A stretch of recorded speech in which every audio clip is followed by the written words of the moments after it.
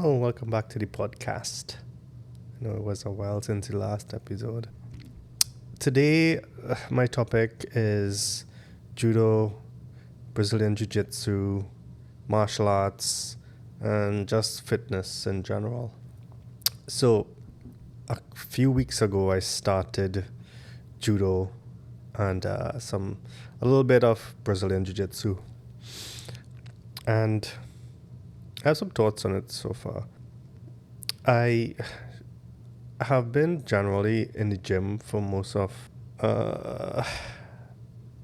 for the past few years. I've been mostly in the gym, doing basically what is bodybuilding. I know that I didn't really attain a bodybuilder's physique, but a lot of good benefits to being in the gym on a bodybuilder program. Just generally enhancing appearance, building some muscle. But I always had an interest in martial arts. And I was introduced to Brazilian Jiu-Jitsu, grappling martial arts. I had done a little bit of striking before, so like kickboxing, some Krav Maga. But the problem with striking is that as you get older, I feel like you aren't as good when you get older in striking. You lose the speed, you lose the power, you lose the ability to evade attacks. Just something that comes along with age. But with Brazilian Jiu-Jitsu, it seemed like the type of art where you continuously learn. You learn techniques, you get better, and as you get older, you rank up in terms of the belt system that they have. And I suppose it's always like a continuous learning thing, but it seems like something that you get better with age versus striking where you generally get worse with age. Although it's probably good to have a base with a mix of different martial arts. So, or you could say mixed martial arts, striking and grappling. When I joined the school that I currently am at, I actually started with judo. They have a judo class, which is, you don't see that many judo classes, although judo is a very big sport. Brazilian Jiu-Jitsu is popular right now, so you tend to see more of those. But I started in judo. Judo is a little bit more traditional, at least in the Japanese form. And you have to wear a gi. Although I suppose Brazilian Jiu-Jitsu, you do have to wear a gi too, but there is no gi where you just wear basically normal clothes, like shorts and a t-shirt. Judo, you wear a gi. And you have to do things like bow, and the moves still have Japanese names, but it's still very effective. So I did a few classes. I don't know if I learned some things in theory, maybe a little bit. I mean, I had done practical things, so I do have some skill technically, but because I'm so new, I don't really have the ability to use it that well. But I had learned some things, and one is that judo is heavily based on throws. So you toss someone or you trip someone with the purpose of basically getting them to the ground, which makes it effective, because if you're in a self-defense situation or a fight, getting them to the ground is very important. You can end a fight by getting somebody to the ground. If you throw them hard enough, they fall high enough. So it's based on that. Now, starting judo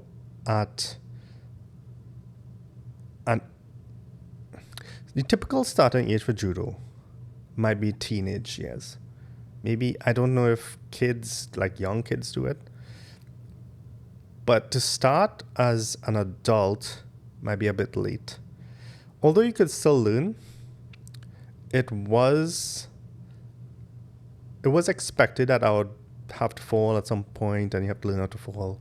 But the falls can be hard. I had a few rough falls, and for someone who's old, generally you kind of want to avoid falls, even though you can learn how to fall properly. And you don't fall on a concrete floor or anything, it's still a hard fall. So that was one of the challenges that I faced with starting judo.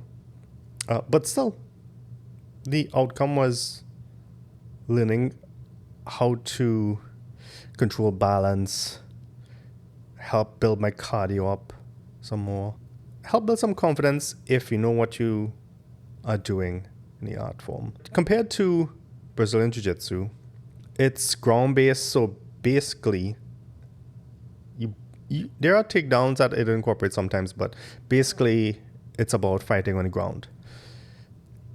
So you can think of it as taking over from judo, where you throw someone to the ground, and then the fight continues on the ground. So they're connected in that way.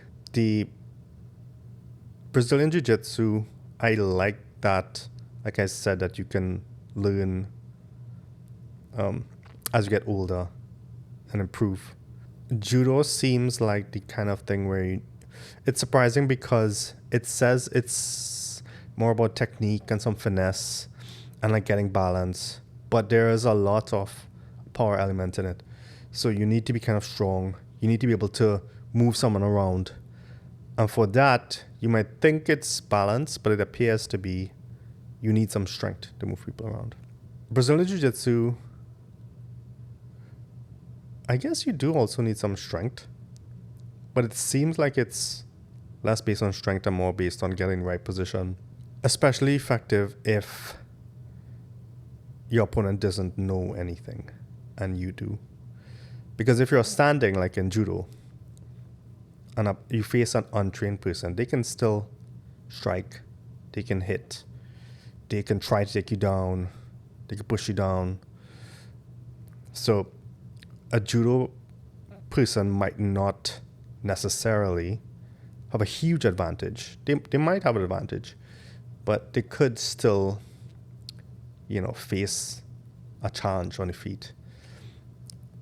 Whereas if you do get someone on the ground who's untrained, a Brazilian Jiu-Jitsu person will most likely dominate that person and get the submission, especially someone who's good. If you're a black belt, super advanced, they should be able to win a fight once it gets to the ground. But something I've been thinking about is, and I've only started recently, but am I willing to deal with the consequences of training? Because if you start Brazilian Jiu-Jitsu, you basically commit to training for years. Judo, you can train judo for years as well, but judo, a long time of training in judo puts you at risk of the consequences of the throws. A long time training Brazilian Jiu-Jitsu might put risk at joint injuries, maybe some, tendons and bones, some other injuries. The point is that you rack up some injuries. Just being a beginner with Brazilian Jiu-Jitsu, after class, neck pain, right? With judo, my fingers were cut because of gripping. I had to grip the gi. So I did get a few injuries already. So it depends on what you really want from martial arts. Is the outcome to be good at the sport and compete? Then you have to commit time. You have to make some other sacrifices. Like, for example, sacrifice other things you're interested in. Dedicate the time just to that sport. For me, the trade-off will be I have been consistent with gym. feels like I might lose some gym days if I have to do that. Maybe I could try to keep all the gym days. But I wouldn't want my body to really suffer from training in martial arts. And I feel like that is a inevitable consequence of doing any sort of martial art. I think, I'm not sure what I'll do right now, but I think bodybuilding is good. Like, some bodybuilders think that they can fight just because they have a lot of muscle. That's not the case, right? From some of those classes I've been in, the people that would be in those classes, you probably wouldn't think that they could fight. And you might, as an average person on the street, and you get in a fight with this person, you might think you would win just based on appearance. But you'll probably lose. But the question is, do you really need to be able to fight? How often does a person get in a fight? And if you do get in a fight, a weapon tends to skew it in the favor of the person holding the weapon, even if the opponent is a trained martial artist. So if you have a knife, you probably shouldn't have a knife. A gun, you probably shouldn't have a gun. A stick or something like that, you automatically have an advantage. So is it worth the training in martial arts to be defeated by someone with a weapon? I think I would like to be able to maintain a certain physique that I probably could if I remain consistent with the gym. Just gym training, weight training, some cardio training too. But I'm not sure how it'll work if I also do martial arts. But for now, I like the judo. I'll try to learn as much as I could from it if I can get better, because so far I've been generally bad at it. I could do some things, but I'm not on the level where I can pose a threat to other people realistically in a class. Brazilian Jiu-Jitsu is something similar. But it seems fun so far. So I guess I'll keep up with it. But someone who's starting when they're not young might want to consider what the trade-offs are. There will be sacrifices. You need to have time. You're probably going to be committing to it for years. It's not cheap. Depends, I guess, where you go, but it's generally not cheap. But if you have the time and you have the interest, it's probably good to get into, at least for a while. I think I'll do it for... I don't exactly know how long I'll do it for, but at least for a few months, maybe, unless I get injured or something changes my mind. And I could conclusively say that, yeah, I tried that, but that's not what I want. It makes me kind of appreciate the gym a little bit more. It's nice to just be able to go and you use equipment that you're familiar with. You can see gains based on a very comprehensive program that you have. You might just know what you're going to do. You go and you do it.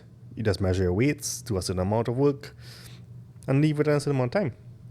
You might not even get injured, as long as you're not on a competitive level, I guess. But yeah. Anyway, I encourage people to do some sort of fitness activity. I've been interested in running too. But I don't know. I don't really have excuses for running. I probably should. Or maybe walking some more, but at least with running, you can kind of gauge how much you improve. Covers more distance in a short amount of time or something like that. So yeah, message is try some sports or some fitness activity. I'm trying something new. Hopefully I don't get injured.